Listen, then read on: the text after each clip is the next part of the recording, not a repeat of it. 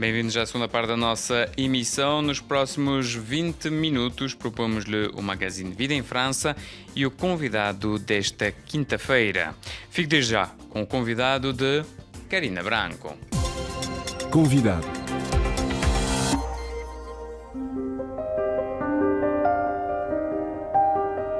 É com grande satisfação que o presidente da Fundação 27 de Maio, o general Silva Mateus, encara as medidas tomadas pelo governo angolano em resposta às exigências dos sobreviventes e familiares das vítimas do 27 de maio de 1977. O general adianta que o Executivo lhe prometeu em julho a abertura dos arquivos da DISA, depois de ter atendido aos outros pedidos da Fundação, nomeadamente a emissão de certidões de óbito e a localização e entrega dos restos mortais às famílias das vítimas. Para o general Silva Mateus, agora é a hora de abraçar e perdoar, e explica porquê. Estamos satisfeitos porque a Comissão está precisamente a tratar aquilo que são os nossos objetivos estatutários. Nossos objetivos específicos e os gerais. Nos específicos temos a abertura dos arquivos da DISA, a localização e enterro das vítimas, a construção do memorial, a emissão de certidões de óbito e o comba nacional, que é o término do óbito. Todas essas questões estão a ser resolvidas. Umas estão em execução e outras vão entrar brevemente em execução. Já estão localizados as valas comuns em todas as províncias. Esse é um dado novo. A segurança do Estado, em colaboração com os outros que eram da DISA, participantes no processo, trabalharam sob orientação do general Miala e por ordens do presidente João Lourenço, na localização de todas as valas comuns e de todos os locais onde se presumem serem enterrados elementos por causa do 27 de maio. Temos noção de quantas vítimas é que são? Porque a Amnistia Internacional na altura falou em 30 mil, mas já se falou também em muito mais. Nós advogamos, segundo pesquisas feitas, em mais de 60 mil. Falamos até 80 mil. O facto de haver esta comissão de reconciliação, de se estarem a procurar os restos mortais, as valas comuns, de se entregarem as certidões de óbito, isto chega para reconciliar Angola e para perdoar? Para iniciar, já é um bom começo, porque a maior parte dos nossos filiados, dos nossos associados, que são os sobreviventes que foram militares e outros não militares, as viúvas, os órfãos e outros parentes colaterais. A Fundação tem mais de 4 mil elementos filiados na organização. Muitos deles advogavam, e nós tivemos que fazer uma luta interna a nível da própria Fundação, em convencê-los que o governo disse que não ia indemnizar peculiarmente. Como a vida humana também não se compra, não tem preço, tivemos que os convencer no sentido de nos contentarmos, entre aspas, com a entrega dos restos mortais dos nossos parentes, enterrá-los condignamente, termos as certidões de óbito e, agora vem um outro dado, esses jovens filhos dos nossos companheiros que morreram, que estão agora com 40 tal anos, muitos deles não estudaram, poder ser-lhes dada uma garantia de empreendedorismo. Se esses jovens se unirem, ou mesmo um tiver a iniciativa de criar uma empresa, então aí sim o governo, o Estado, poderá interagir junto dos bancos para que esse indivíduo tenha um financiamento para desenvolver a sua empresa. Portanto, essa é uma garantia que nos foi dada e nós achamos isso plausível. Eliminando reformas para os sobreviventes. Há um item também que está assente e está em execução, que são os ex-FAPLA presos a quando 27 de maio. Todos os elementos que foram militares, presos e expulsos das Forças Armadas, serão triados, classificados, integrados nas Forças Armadas e desmobilizados. E serem inseridos na Caixa de Segurança Social das Forças Armadas para então terem a pensão de sobrevivência. Este entendimento está alcançado e o processo está em curso. O Ministério da Defesa já deu o avalo, a Comissão já deu e a Presidência também já deu o avalo. Quando fala que cederam à vossa exigência de abrir os arquivos, estamos a falar também de arquivos como aquela alegada investigação que teria sido encomendada por Agostinho Neto a José Eduardo dos Santos na altura, ao fracionismo que existiria no MPLA? Eu penso que sim, porque a informação foi-nos dada em como os arquivos estarão à disposição do público muito brevemente. E pensamos que tudo que andou à volta do fraccionismo, da tentativa de golpe de Estado, que nós chamamos de manifestação com apoio das outras forças, venha tudo a ser esclarecido. Mas estamos também muito ansiosos em sabermos, dentro desse processo, a morte dos comandantes que o governo do Agostinho Neto diz terem sido mortos por nós.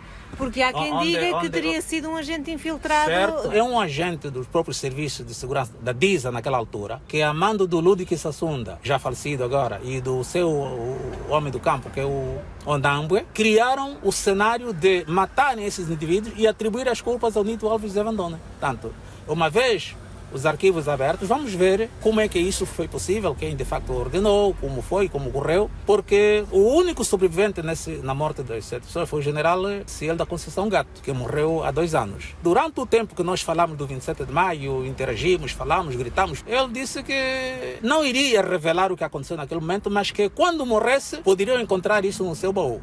Logo que a segurança teve conhecimento da sua morte, foram em casa, isolaram aquilo, vasculharam tudo e tudo, levaram tal baú, levaram papéis, levaram tudo, todas as memórias do Ciel da Conceição Gato. Estes documentos, fazendo parte do arsenal da segurança do Estado e do próprio 27 de maio, poderemos ver se o Gato disse de facto quem é que mandou, porque ele viu os outros a serem fuzilados, ele também estava no mesmo grupo, só que uma das balas passou de raspão e ele caiu e o outro tomba por cima dele e ficou ali. Quando foram carbonizados, ele estava debaixo de um outro. Quando os tais elementos que atearam fogo o carro se afastaram, ele conseguiu safar-se e rastejar e sair fora do perigo. É preciso explicar que a morte desses comandantes foi, digamos assim, o rastilho e o pretexto para avançarem para a repressão. Execução sumária de tudo e todos que se identificassem com o nitismo. O que é que era o nitismo? O nitismo era uma força contrária. O Nito Alves era um dos comandantes acérrimos da primeira região militar do MPLA. Se ele não tivesse morrido, Angola não teria chegado ao ponto que chegou, porque ele defendia questões radicais que se identificavam com o povo. Mas houve ou não houve tentativa de golpe de Estado? Eu já expliquei isso várias vezes. O golpe de Estado, eu como militar, é uma coisa que é feita por militares. Um grupo de militares devidamente mancomunados entre si planifica um golpe para depor o governo. E nesse golpe, o objetivo principal é matar o membro do governo. Se o poder estiver na mão de um primeiro-ministro, então corta-se a cabeça do primeiro-ministro. Se estiver na mão de um presidente, corta-se a cabeça do presidente. Isto é que é golpe de Estado. E se o povo quisesse ir à rua para apoiar, essa é outra coisa. Não foi isto que aconteceu. O que aconteceu foi uma manifestação apoiada por militares e outras entidades da própria segurança. Mas ainda assim houve, portanto, a tomada da rádio, a tomada da cadeia, são, enfim, sublevações que dariam na mesma, na mudança do governo. Se o golpe de Estado é mudar o governo, então pronto, é tentativa de golpe de Estado. Mas, na sua essência, não pode ser classificado como uma tentativa de golpe de Estado clássico, no termo militar, porque apareceram mulheres grávidas, apareceram mulheres com crianças às costas, apareceram pernetas, manetas, zarolhos, quer dizer, apareceu todo tipo de pessoas. Por isso é que nós dizemos que não foi, classicamente, uma tentativa de golpe de Estado. Foi uma manifestação apoiada por órgãos de defesa e segurança, que culminou com um contragolpe. Aí sim é que houve o golpe. Porque quando Agostinho Neto se vê perdido, recorre ao militar cubano, chefe que estava aqui, e sai o destacamento militar cubano, que massacrou a sua parte. Mas tudo isso passou... E em relação a si? Onde é que você estava? O que é que lhe aconteceu no 27 de maio? Porquê é que hoje é o presidente da Fundação?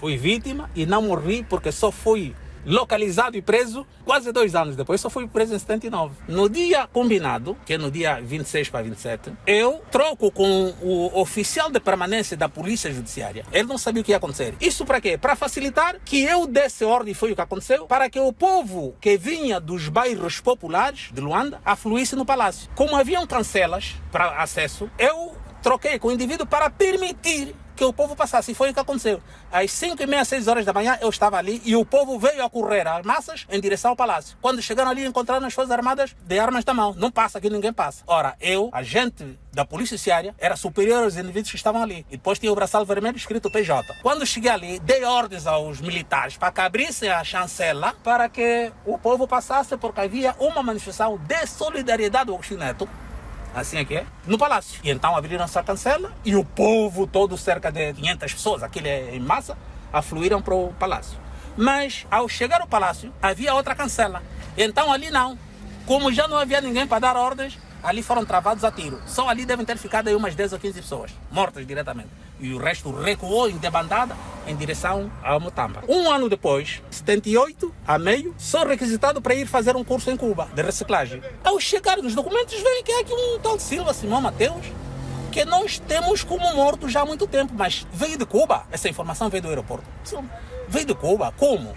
Então lá checaram, não, assim. Eles chegaram, mas não pode. E Silva Mateus morreu. Porque o que foi fuzilado no meu lugar, a terra que seja leve, eu que devia ser morto. Morreu o outro que estava de serviço. Porque eles, quando tiveram a informação de que o povo ia para o palácio, então perguntaram, mas como é que o povo chegou próximo do palácio se havia um cordão aqui? Então, não, havia sim ser um cordão, mas apareceu um comandante do MPLA que deu ordem para abrir a cancela. Quem estava de serviço? É um tal indivíduo que deu o Silva Mateus. O general Silva Mateus, presidente da Fundação 27 de Maio, foi o nosso convidado.